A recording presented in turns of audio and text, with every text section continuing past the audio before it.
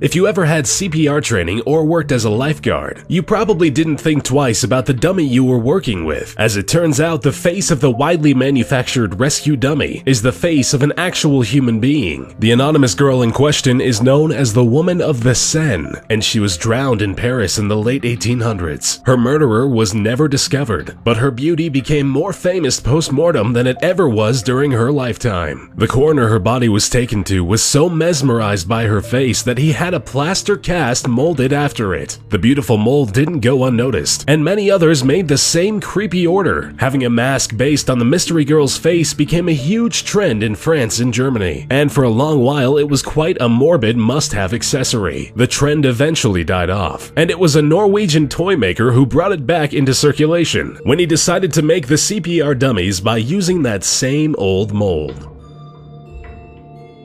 One of the most infamous moments in modern history is definitely the assassination of John F. Kennedy. The event was recorded, and the video has been scrutinized numerous times. During the thorough analysis of the footage, all persons captured on film were investigated for their potential involvement, but two of them were never accounted for: the famous Babushka lady and the Umbrella Man. The Umbrella Man is seen in quite a few photographs from that day and present on video footage taken from certain angles. What is particularly curious about this man is the fact that he held his umbrella throughout the entire event, even though the sky was clear and there was no reason at all to anticipate rain. He held his opened umbrella high during the very shooting, but it was seconds before the president was shot that he spun the umbrella clockwise. After the assassination, the man sat down on the sidewalk. After a while, he got up and went to the Texas School Book Depository. All this time, he and his umbrella were inseparable. His identity has never been discovered.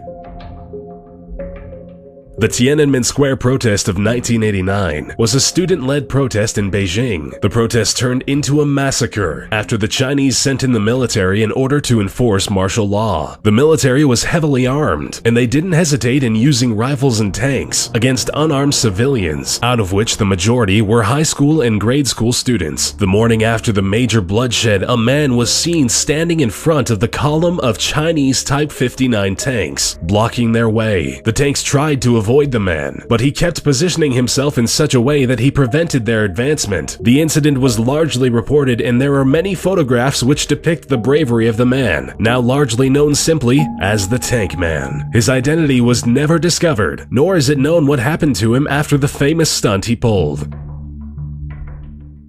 There is only one man in US aviation history who hijacked a plane and got away with it. In 1971, a man who went under the alias Dan Cooper hijacked a Boeing 727 between Oregon and Washington. He extorted $200,000 in ransom, which is the equivalent to $1 million today. After he got the cash, Cooper proceeded to parachute out of the plane. Even though some speculate that surviving such a fall with so much weight strapped to the body is impossible, Cooper has never been found, living or dead. The FBI pursued the case relentlessly and meticulously went over approximately 1,000 suspects, but the real Dan Cooper has not been found to this day. It is a rare example of the perfect crime.